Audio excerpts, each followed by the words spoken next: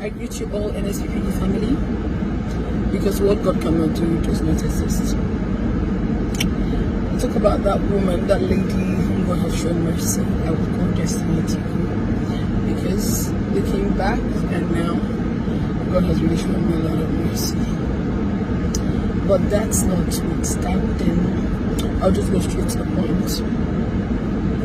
So I've never done this, but I just thought, because this happened, some people buy gifts and they say to themselves, this is from me to me. So because this miracle is actually from me to me, I decided to testify. January, 3rd week of January, I was badly afflicted. I don't know, I can't understand, I can't explain it. I woke up one morning with so much pain around my neck region. So I had thought maybe it was how I slept. But as day goes by, it keeps getting worse. It keeps getting worse, keeps deteriorating. I didn't know what it was. At first I massaged. My friend helped me to massage, and I said, no, this is too much. I have to go to the hospital. I visited the hospital, and they said there's nothing wrong with me. They can't find anything. They ran the whole test. I had to tell them, okay, fine, because the thing started moving. It wasn't funny, but because of the fact that I know the industry I am in is a funny place, and especially because of God, I have been able to, jump over a lot of, afflictions as well. Now, I had to, speak to my pastor. So my pastor prayed for me, because each time my pastor prays for me, I get myself.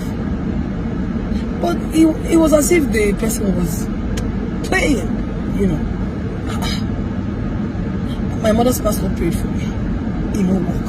So it got to the point that my mother said, I begin to come back. I had to go back. I drove to Nollywood. I could not even drive. I got to one point, I had to call somebody to come drive me, because I couldn't move my neck like this.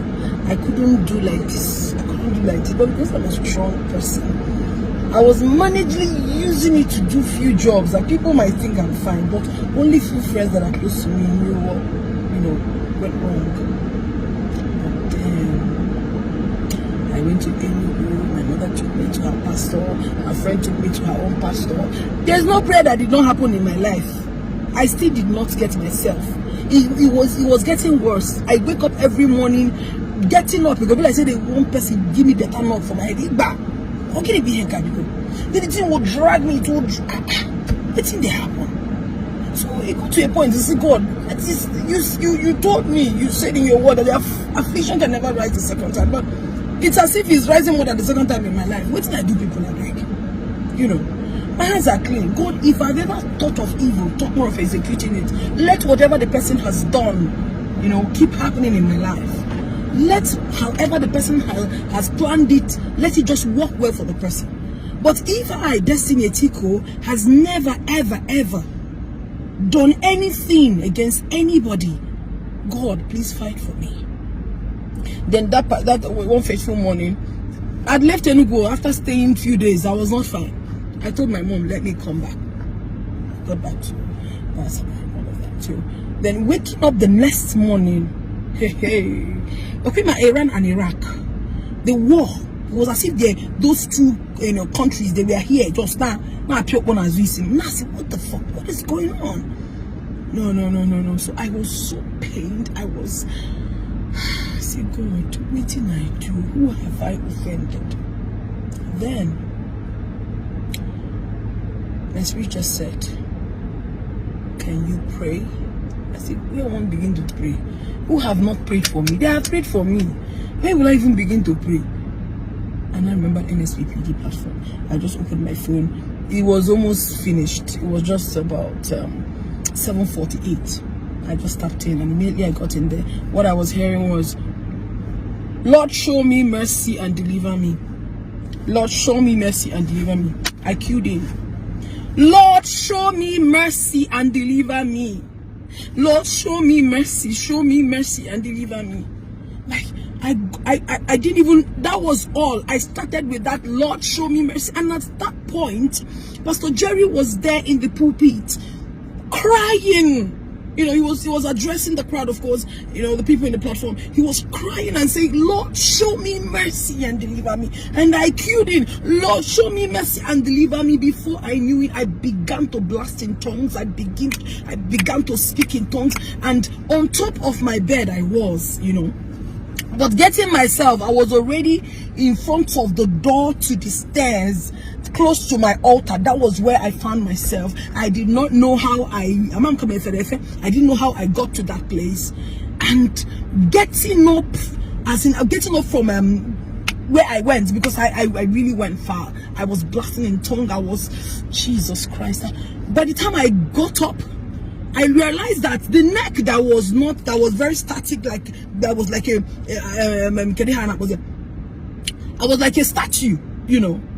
I couldn't do this, I couldn't do this, I couldn't do this, I couldn't do this. Then the thing now was now moving from my neck region down to my back. So as it was moving around my body, I could tell that this is not normal. But because my mother has BP and I had lost my father, I do not want to, you know, or probably every small thing I'll begin to tell my mom, see. Because I want that woman to be alive, to carry my children. I want to feel that love. So I don't always call her to say, Mommy, see you. So the whole thing, I was praying, I was praying, I was shouting, I was praying, I was shouting, I was calling on God. I say, God, you will never forsake me. Someone did this to me, and the person opened his mouth or her mouth, whoever that did it said that there would never be a place Destiny ETIKO would go and get liberation. I can never get salvation. And I say, God, who is that has said a word and it comes to pass when you, the Lord God Almighty, has not spoken? Nobody. And I got in. I began to cry. I began to pray. I began to say words. I began to talk to God. I said, a broken and a contrite heart, oh God, you don't despise. Do not forsake me. Alas, my brethren, my lovely sisters and brothers, I did not know when the neck that could not move started sweeping like this, was sweeping off. Now my neck with this, and I'm like, no, this is not my neck. And then I realized that the pain here,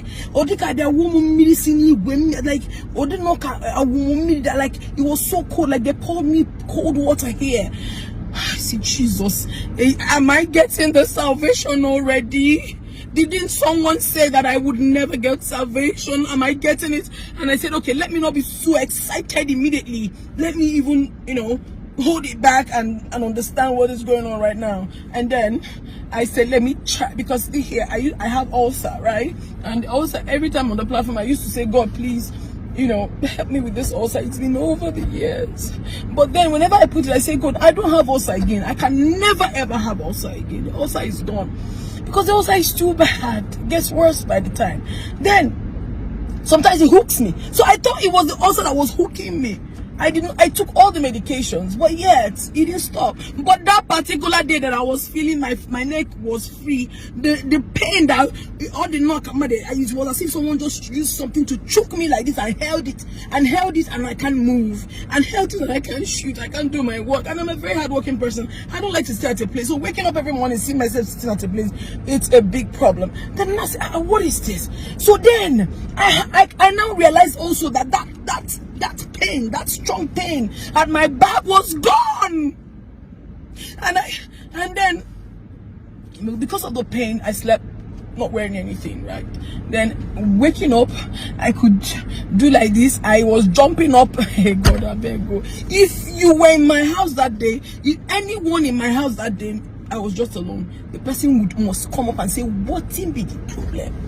What be the problem? Because I was shouting. God healed me. God showed me mercy. God delivered me through the platform of NSPPD. And this is from me to me. The one I prayed for myself.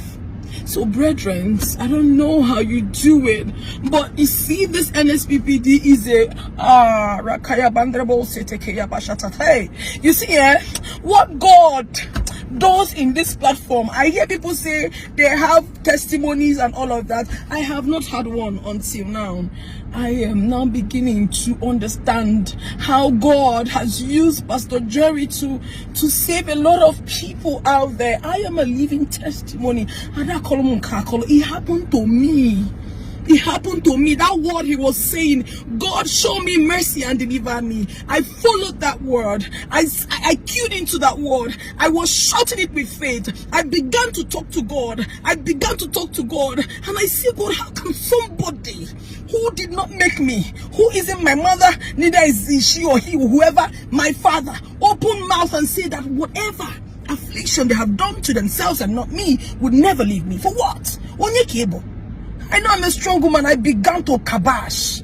Alas, God came and saved me through this amazing platform. I have never for once did this in my life. Video camera and testimony, you know. But this one is big for me. It's big for me. Because I went from one prayer here.